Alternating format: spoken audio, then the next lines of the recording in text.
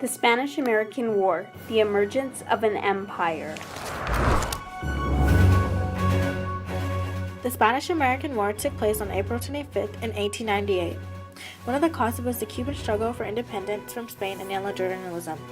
Americans felt sympathy for the Cubans because they had gone through a similar situation during the American Revolution. Americans greatly despised the corrupt Spanish government. The main cause of the war was the sinking in Havana Harbor of battleship USS Maine on February 5, 1898.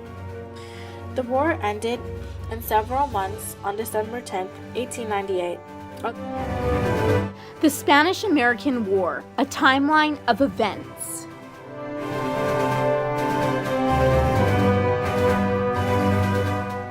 The Rough Riders famously fought at San Juan Hill. They are pictured here.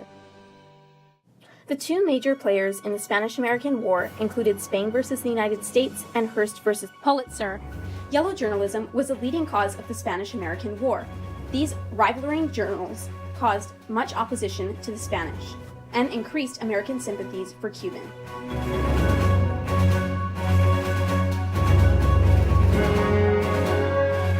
William Hearst, a competitive journalist and active in yellow journalism, stated, "You furnish the pictures and I'll furnish the war." The Spanish-American War impacted both sides. America became a world power while Spain was forced to focus on domestic needs. The treaty that ended the war gave independence to Cuba, gave control of Puerto Rico and Guam to the U.S., and sold the Philippines to them as well. The influence or power over these places was very beneficial to the United States. These overseas bases served as places for trade and resupplying their navy. War impacted Spain differently. They lost most of their western territories and were left to focus on rebuilding. After the war, Spain had a cultural renaissance and reformed their economy.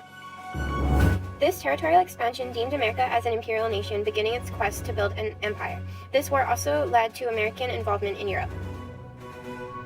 What if the USS Maine was never destroyed?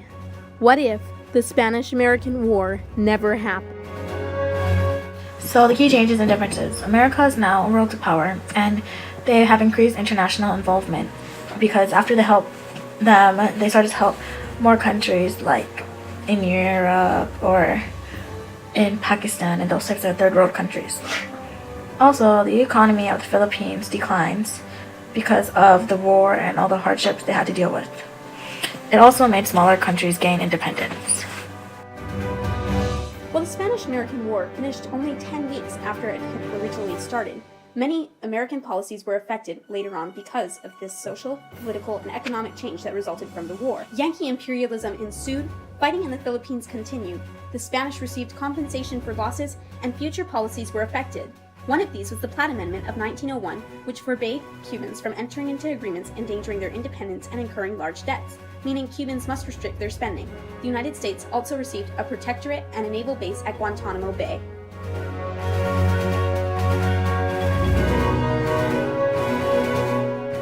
If the war never took place, the world would be a very different place today.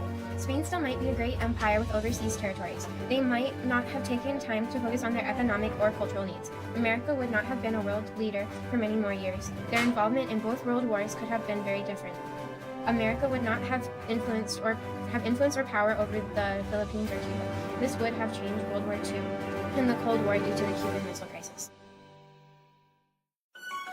Here's a quote explaining America's emergence as a world power.